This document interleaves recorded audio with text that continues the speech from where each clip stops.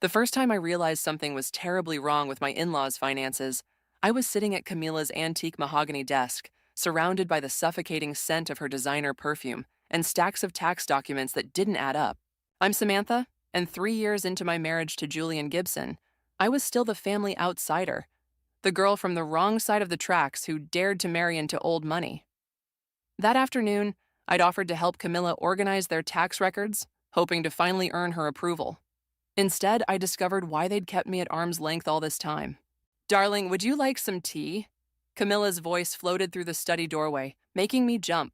I quickly shuffled the papers I'd been examining, my hands trembling.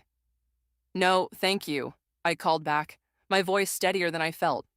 The numbers swam before my eyes. Shell companies, offshore accounts, millions of dollars hidden from the IRS. Are you sure you don't need any help? She appeared in the doorway, her perfectly manicured hand resting on the frame. Everything about Camilla was precise, from her pearl necklace to her calculating smile. I've got it under control, I said, forcing a smile, just organizing everything by date. She lingered, watching me with those hawk-like eyes. You know, you've been such a blessing, helping with all this tedious paperwork. Julian was right about your attention to detail. My stomach churned at her condescending tone. 3 years of backhanded compliments and subtle jabs had taught me to read between the lines. Speaking of Julian, she continued, he's joining us for dinner tonight. Jesus has some exciting news about the company expansion. I nodded, already dreading another formal family dinner where I'd be subtly reminded of my inadequacies. I'll finish up here soon. After she left, I took photos of the most damning documents with shaking hands.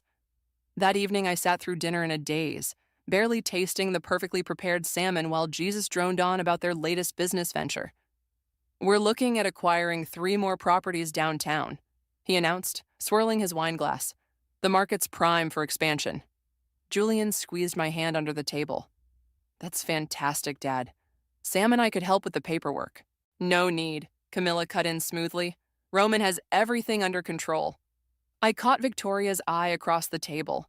Julian's sister gave me a sympathetic smile. She'd always been the kindest of the bunch. Actually, I spoke up, surprising myself. I noticed some interesting figures while organizing the tax documents today. The temperature in the room seemed to drop 10 degrees.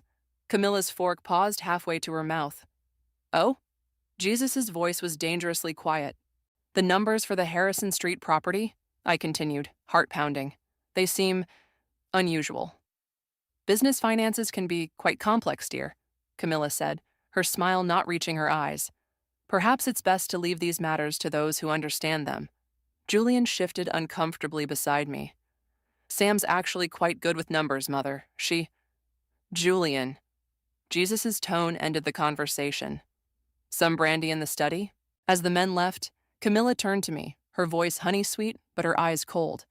Samantha, darling, why don't you help Victoria clear the table? We wouldn't want to overwhelm you with all this business talk.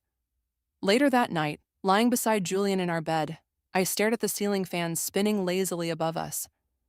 Your parents hate me, I whispered. Julian rolled over, pulling me close. They don't hate you. They're just set in their ways. Would they be set in their ways if I came from money? If my father was a CEO instead of a mechanic? He sighed, a sound I'd grown too familiar with. Sam, please. They're trying. I thought about the documents hidden in my phone, the evidence of years of systematic tax evasion. Are they? Really? You're part of this family now, he said, kissing my forehead. That's all that matters. But as I lay there in the dark, listening to Julian's breathing even out, I knew I had a choice to make. I could keep playing the dutiful daughter-in-law, turning a blind eye to their crimes, or I could do something about it. My phone glowed on the nightstand, containing secrets that could bring down the mighty Gibson empire. The question wasn't whether I should act. It was whether I was ready for the consequences when I did. Tomorrow, I decided. Tomorrow I would decide whether to be the good daughter-in-law they never wanted or become the whistleblower they never saw coming. I spent the next week gathering my courage, documenting everything I could find, and planning exactly what I would say. The perfect opportunity came during Sunday dinner, a Gibson family tradition I'd grown to dread. More wine, Samantha? Camilla held the crystal decanter, her signature patronizing smile in place. No, thank you. I set down my fork, my heart thundering against my ribs. Actually, I'd like to discuss something important. The dining room fell silent. Even Victoria stopped pushing her food around her plate to look at me. Can it wait until after dessert, dear? Camilla's voice had that edge I'd come to recognize, the one that said, know your place. No, I said firmly, pulling out my phone. It can't. Jesus set down his wine glass with a sharp clink. What's this about? I pulled up the photos I'd taken, sliding my phone across the polished table. It's about the offshore accounts, the shell companies, the millions you've hidden from the IRS. The silence that followed was deafening. Julian reached for my phone, but his father snatched it first. Where did you get these? Jesus' face had turned an alarming shade of red. From your own files, I said, my voice surprisingly steady. The ones Camilla asked me to organize. Camilla laughed, but it sounded forced. Darling, you're clearly confused. These are complex business matters. I'm not confused, I cut her off. I worked in accounting before marrying Julian, remember? Or did you forget that detail about my humble background? Sam, Julian touched my arm. Maybe we should discuss this privately. No, I pulled away from him. I'm done with private discussions and swept away secrets. What you're doing is wrong. It's illegal. You ungrateful little... Jesus started to rise, but Camilla placed a manicured hand on his arm. Samantha, she said, her voice deadly calm. Think very carefully about what you're doing, about who you're threatening. I'm not threatening anyone, I replied. I'm giving you a chance to make this right, to come clean. Victoria spoke up unexpectedly. She has a point, Mother. This can't go on forever. Stay out of this. Jesus snapped at her before turning back to me. You married into this family. Everything you have, your house, your lifestyle, comes from our success. You mean you're fraud, I corrected him. Julian finally found his voice. Sam, please, these are my parents. I turned to him, feeling my heart crack. And what about what's right? What about the law? The law? Camilla laughed again, harder this time. The law is for people who don't know how to navigate around it. People like your father, fixing cars for minimum wage. The mention of my father made something snap inside me. At least my father earned his money honestly. Get out! Jesus' voice was quiet but menacing. Get out of my house. I stood up, hands shaking. Julian? My husband sat there, staring at his plate, saying nothing. Julian, I repeated, my voice breaking. Maybe. He finally looked up, his face torn. Maybe you should go home. Cool off. We can talk about this tomorrow. Victoria stood up. I'll drive you. She can find her own way out, Camilla interrupted. And Samantha? Don't bother coming to any more family functions. Clearly you don't understand how things work in our world. I walked to the door on trembling legs, pausing only to look back at Julian.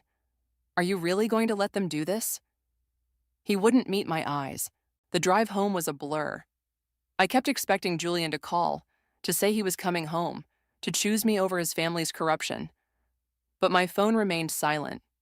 Hours later, I was sitting in our dark living room when I heard his key in the lock. Julian walked in, looking exhausted. They want you to sign an NDA, he said without preamble. I stared at him in disbelief. An NDA? That's what you have to say to me? Sam, please understand. They're my family. And what am I? I stood up, anger finally overtaking fear. Just the naive girl you married who was supposed to keep her mouth shut and play along? No, of course not. He ran his hands through his hair. But this is complicated. The business, our lifestyle, everything. It's not complicated. I cut him off. It's very simple. What they're doing is wrong, and you know it. Give me time, he pleaded. I'll talk to them. We'll figure something out. I looked at my husband, really looked at him, and saw him clearly for the first time. No, Julian. You need to figure out where you stand, because I won't be part of this. He reached for me, but I stepped back. I'm going to stay at my sister's for a while. Sam, when you decide whether you're my husband or their son, let me know. I packed a bag and left, my wedding ring feeling like a dead weight on my finger. As I drove away, I realized there was no going back now. The only question was, what would I do next? My sister Maria's couch wasn't comfortable, but it beat staying in that mansion of lies. 3 days had passed since the confrontation, and Julian's texts grew increasingly desperate. Please come home. We can work this out. My parents want to talk. I was making coffee in Maria's tiny kitchen when my phone buzzed with an unknown number. Hello? Mrs. Gibson? A smooth, familiar voice. This is Roman Lee. My hand tightened around the phone. The family lawyer. Of course they'd send him. What do you want, Roman? I'm calling to discuss a mutually beneficial arrangement. His tone was practiced, professional. Perhaps we could meet at my office. No thanks, I'm done with private meetings and backroom deals. Mrs. Gibson, it's Samantha. I cut him off. Or Ms. Hernandez, if you prefer. A pause. Very well, Samantha. I should warn you that pursuing this matter could have unfortunate consequences for everyone involved. The threat wasn't subtle. Are you threatening me, Roman? Not at all. I'm merely suggesting you consider your position carefully.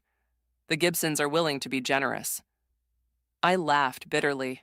Generous with their stolen money? No thanks. Think about Julian, he pressed. Your marriage, your future. Goodbye, Roman. I hung up and found Maria standing in the doorway, arms crossed. The lawyer? I nodded, hands shaking as I poured coffee. You know what you have to do, right? She said, taking the cup from my trembling hands. Yeah. I pulled out my laptop. I do. It took an hour to compile everything into a coherent report. Another 30 minutes to find the right IRS whistleblower channels. My cursor hovered over the submit button when my phone buzzed again. A text from Victoria. They're planning something. Watch your back. Then another message, this time from an unknown number. Drop it now or you'll regret it. Maria read over my shoulder and whistled. They're scared. Good. I hit submit. That afternoon, I went to the bank and opened a new account in my name only. As I was leaving, I spotted Roman watching from across the street. He didn't try to hide. He wanted me to see him. My phone rang. Julian. What did you do? His voice was panicked. The IRS just called Dad's office. What needed to be done? Sam, please, you can still fix this. Tell them it was a mistake. The only mistake was thinking I could ignore what your family was doing. They're your family too. No, I said quietly. They made it very clear that I'm not. That night, Maria and I were watching TV when someone knocked. Through the peephole, I saw Victoria, looking nervous. Can I come in? Maria stood protectively nearby as I opened the door.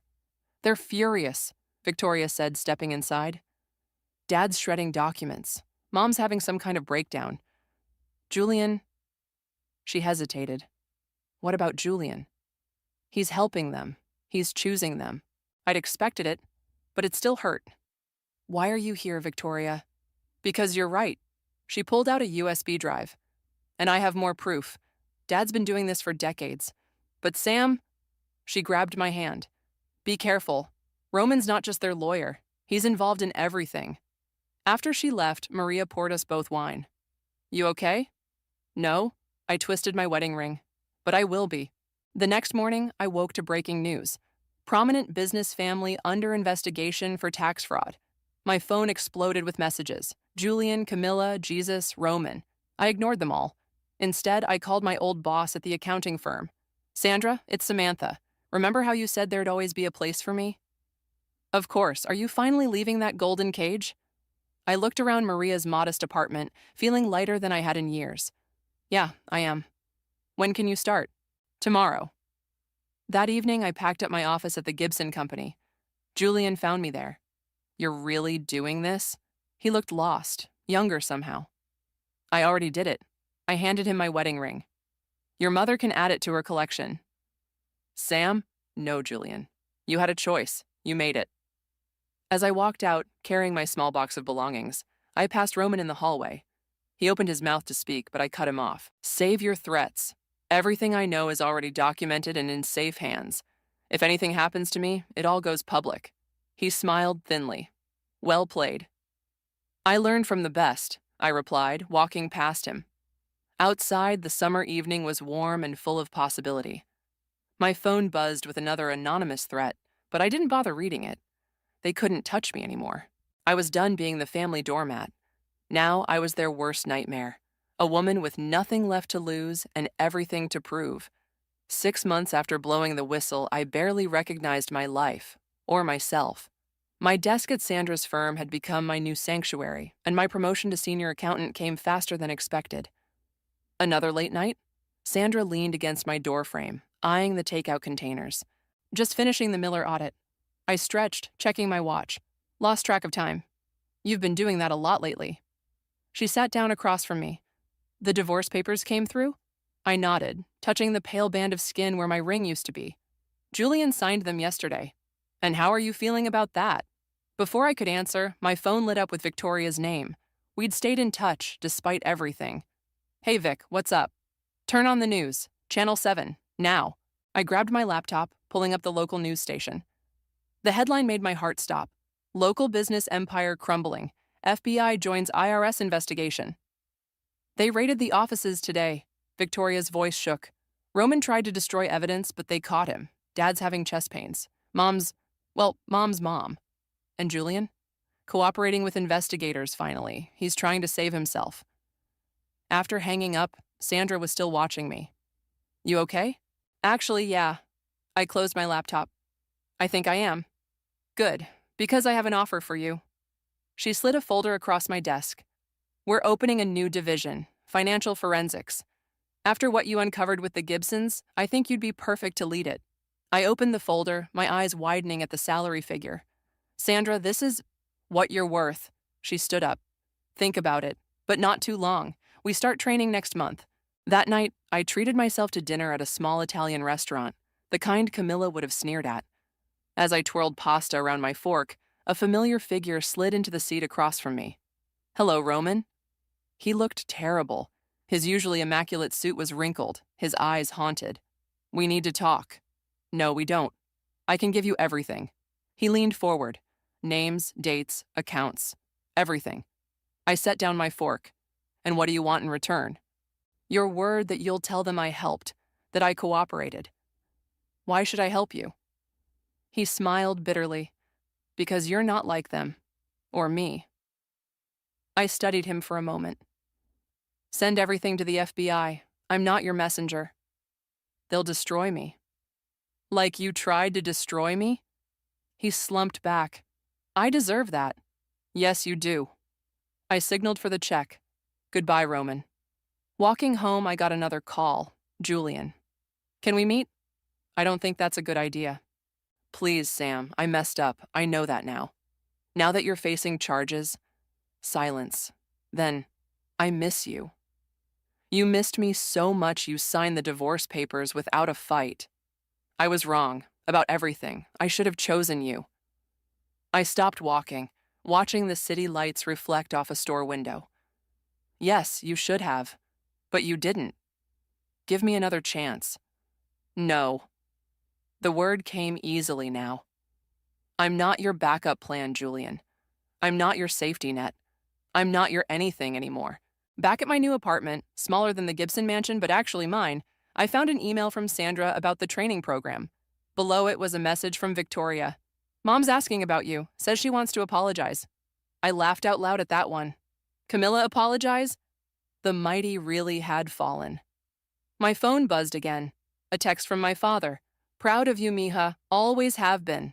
Tears pricked my eyes as I replied, Love you, Papa. I spent the rest of the evening working on my training proposal for the new division. Around midnight, a breaking news alert popped up. Roman Lee arrested. Attorney faces multiple charges. My hand hovered over Victoria's number, but I stopped myself. Their drama wasn't my problem anymore. Instead, I opened my laptop and started typing, Dear Sandra, I accept the position. The words flowed easily. For the first time in years, I felt like I was exactly where I needed to be. Not as Julian's wife, not as the Gibsons' daughter-in-law, but as myself, Samantha, the woman who refused to be silenced. My phone lit up with another anonymous number, but this time I didn't even look. Let them threaten, let them scheme, let them try to rebuild their crumbling empire. I had my own empire to build now, and unlike theirs, mine would be built on truth. I closed my laptop and walked to the window, watching the city lights twinkle like stars. Somewhere out there, the Gibsons were scrambling to save themselves. But here, in my own space, I was finally, completely free. 3 years passed like a whirlwind. My forensics division had grown from just me to a team of 12, and we'd uncovered enough financial fraud to fill a true crime novel. But nothing prepared me for the headline that blazed across my screen that morning. Gibson family faces bankruptcy. Empire crumbles under weight of legal battles. You saw it? Victoria's voice came through my speakerphone. I saw. I scrolled through the article, past photos of Jesus being escorted from court and Camilla hiding behind designer sunglasses. They're selling the house, Victoria continued. Everything's gone. The vacation homes, the cars, even Mom's precious art collection. How are you holding up? Better than them. I got out early enough, thanks to you. She paused. Julian's asking about you again. I glanced at the framed certificate on my wall. Financial Forensics Expert of the Year. I'm not interested. He's different now. The trust fund's gone, he's actually working. A knock at my office door interrupted us. Got to go, Vic. Talk later. Sandra walked in, followed by a familiar face that made my blood run cold. Julian. Look who I found in reception, Sandra said, clearly unaware of the tension crackling through the room. Says he's here about a position? Julian looked different, thinner, his expensive suit replaced by department store businesswear. Hello, Sam. Sandra, could you give us a minute? After she left, I stayed behind my desk, maintaining the barrier between us. What are you doing here? I heard you were hiring forensic accountants. He tried to smile. Ironic, right? You can't work here. Why not? I have experience with financial fraud. His attempt at humor fell flat. From both sides now. This isn't funny, Julian. I know. He sat down uninvited. I'm not trying to be funny. I'm trying to rebuild my life. The right way this time. And you thought coming here was a good start? I thought coming to the best was a good start. He gestured at my awards. You've made quite a name for yourself. While you were serving house arrest? He flinched. I deserved that. You deserved worse. Probably. He leaned forward. But I'm trying to make amends, starting with you. I don't need your amends. I needed your support 3 years ago. I know. I was a coward. He pulled out a folder. But look at my qualifications. I'm good at what I do, Sam. I could help your team. Help them what? Hide money better? Help them find people like my parents. Like I used to be. His voice cracked.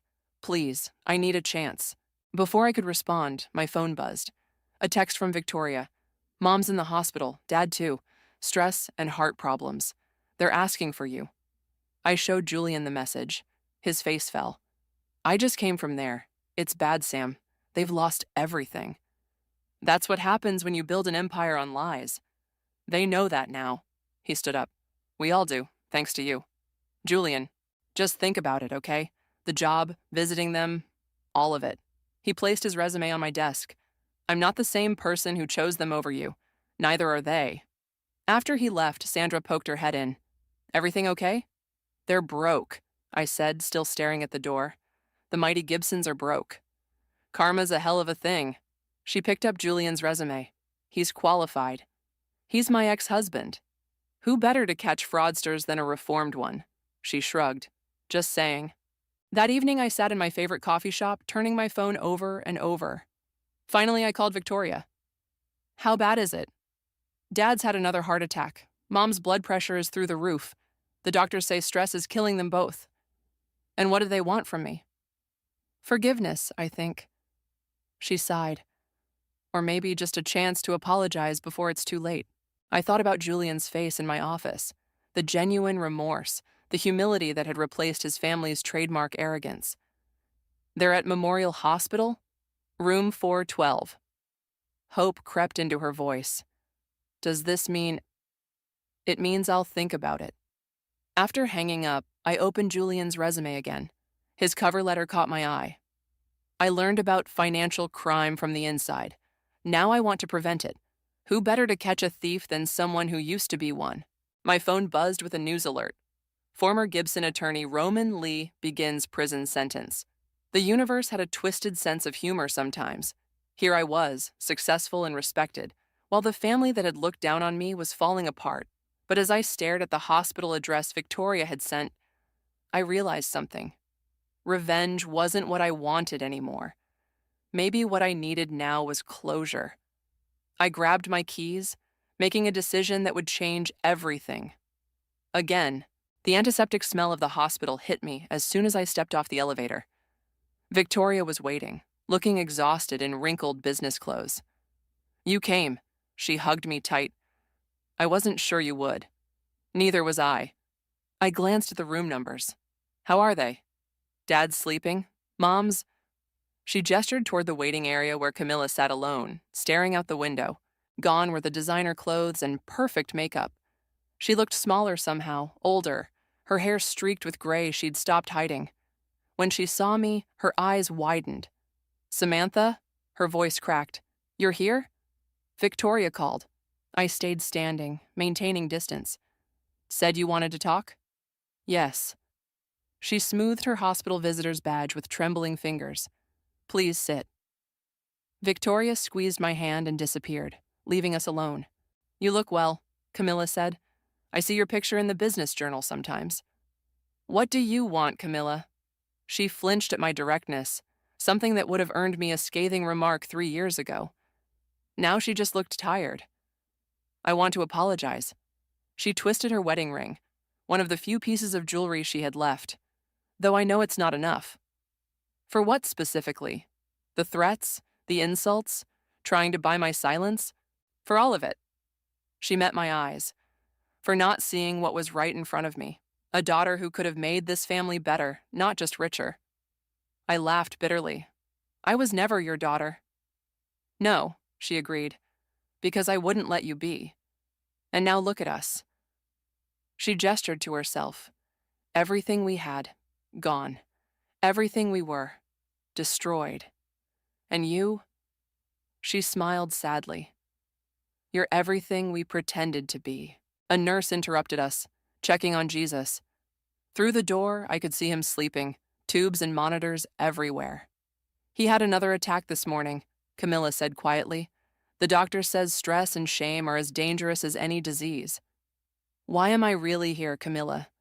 "Because we need help." She straightened her spine, a ghost of her old pride. "Not money. We don't deserve that. But guidance. A way forward." "And you think I can help?"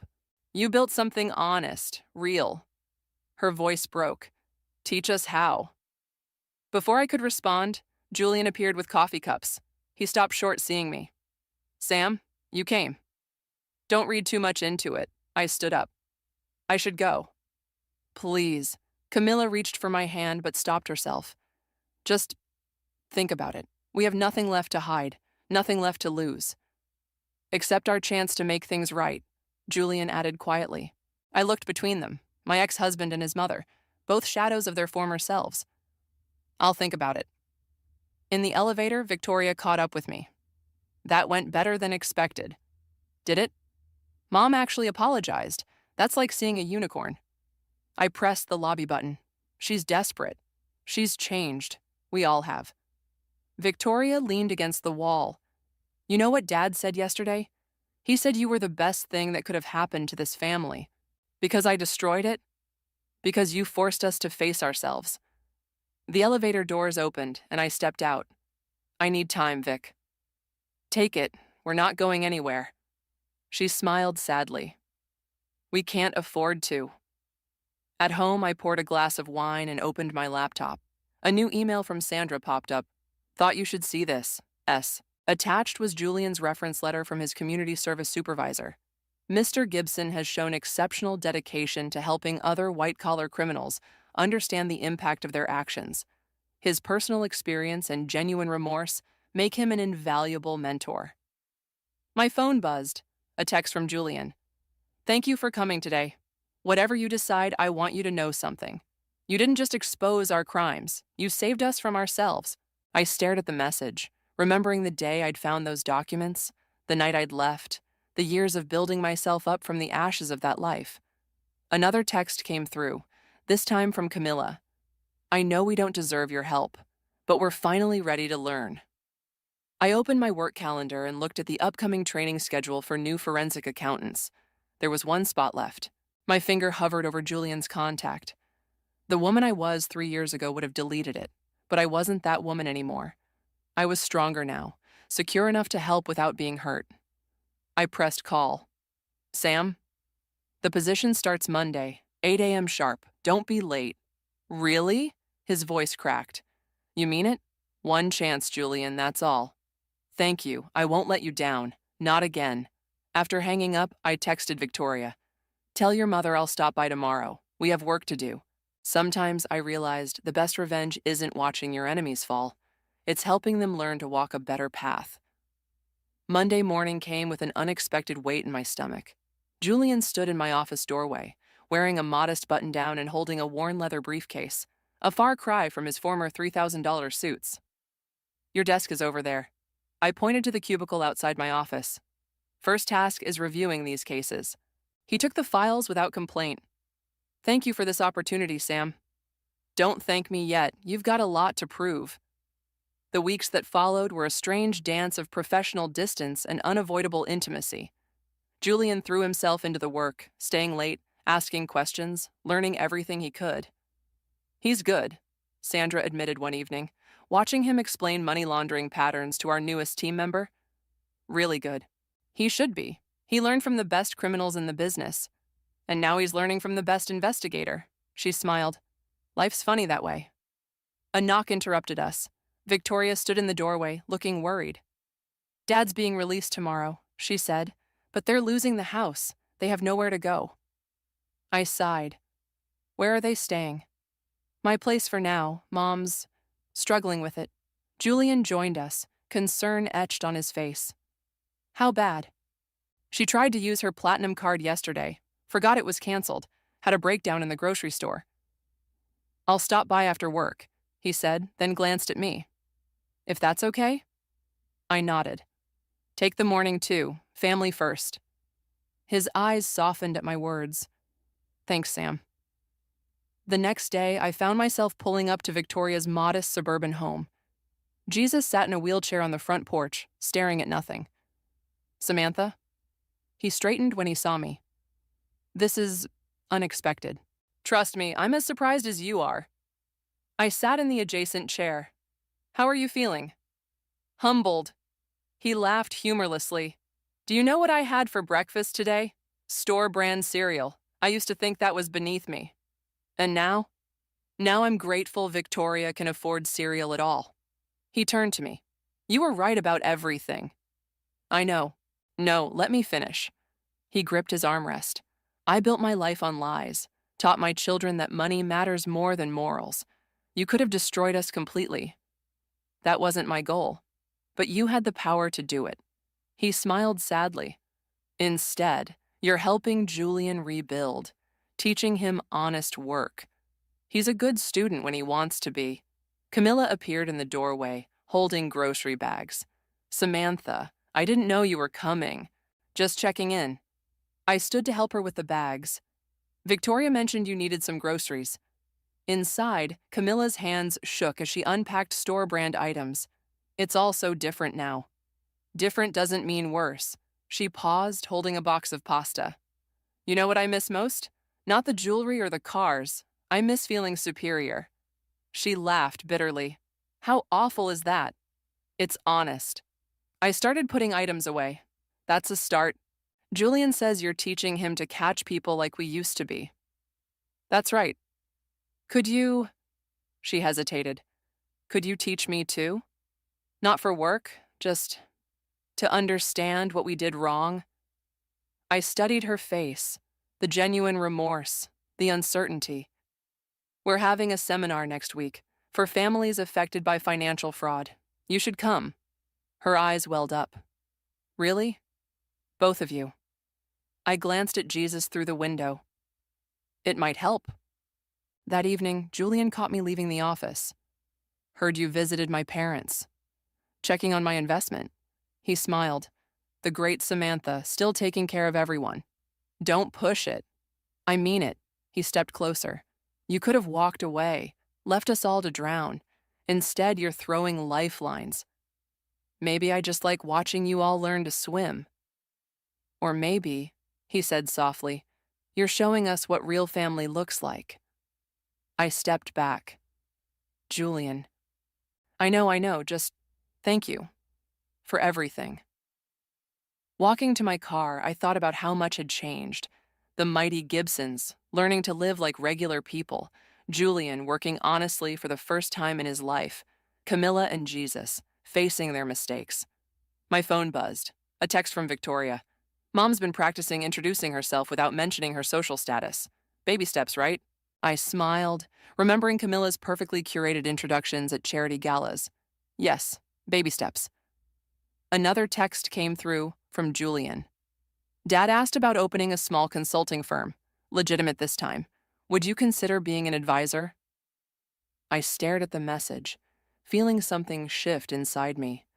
Not forgiveness exactly, but something close to hope. Sometimes the best revenge isn't destruction, it's reconstruction, building something better from the ruins of what was broken.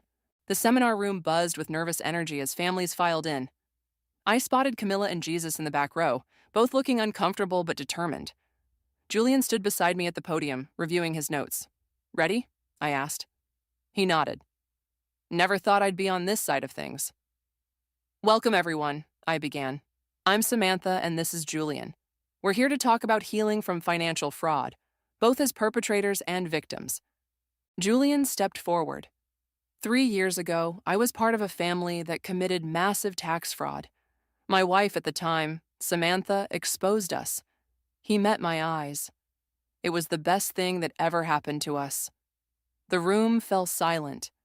Today, he continued, I work with her to prevent others from making the same mistakes. And my parents? He gestured to the back.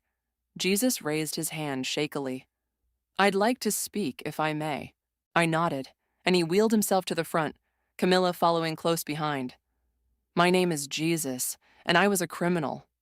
His voice cracked. I destroyed my family's reputation, lost our fortune, and nearly lost my soul. But my former daughter-in-law... He turned to me. She taught me something valuable. True wealth isn't in offshore accounts.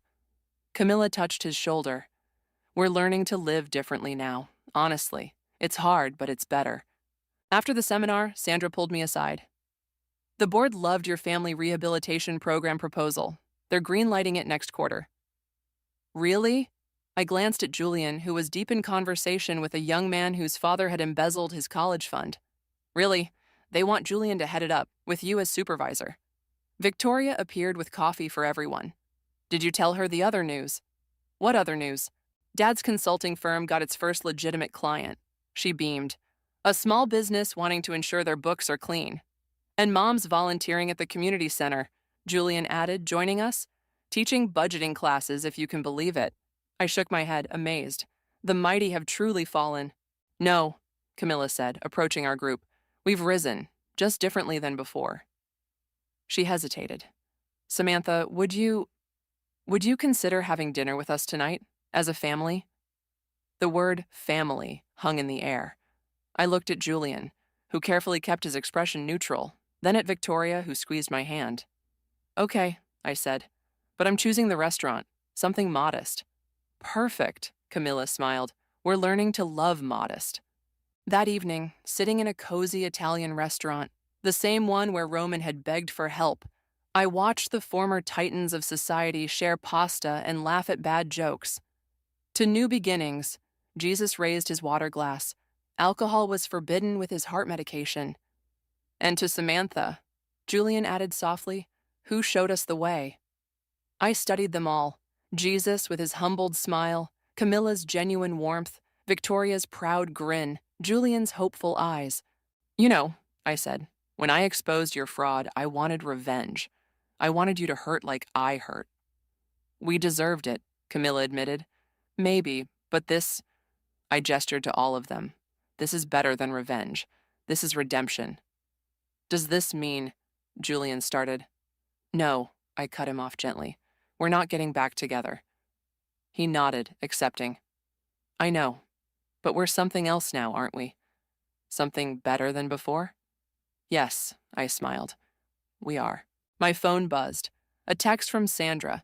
Board wants to fast-track the rehabilitation program. You've started something big here. I looked up at my strange reformed family. Jesus discussing his new consulting client with genuine excitement. Camilla sharing budgeting tips with Victoria. Julian reviewing notes for tomorrow's fraud prevention class. Everything okay? Victoria asked. Perfect, I replied, putting my phone away. Just perfect. Later, walking to my car, Julian caught up with me. Thank you, he said simply. For what? For showing us there's life after falling from grace. A better life. I touched his arm briefly. Just don't waste it. Never again, he promised. Driving home, I passed the old Gibson mansion, now sold to a tech entrepreneur. I didn't feel the pang I expected. Instead, I felt peace. My phone lit up with a family photo Victoria had taken at dinner. All of us laughing, genuine and unposed. No designer clothes, no pretense, no lies. Just people who had lost everything and found something more valuable in the process. I saved the photo and smiled. Sometimes the best endings aren't about getting even. They're about getting better. And we had all gotten so much better than I ever imagined possible.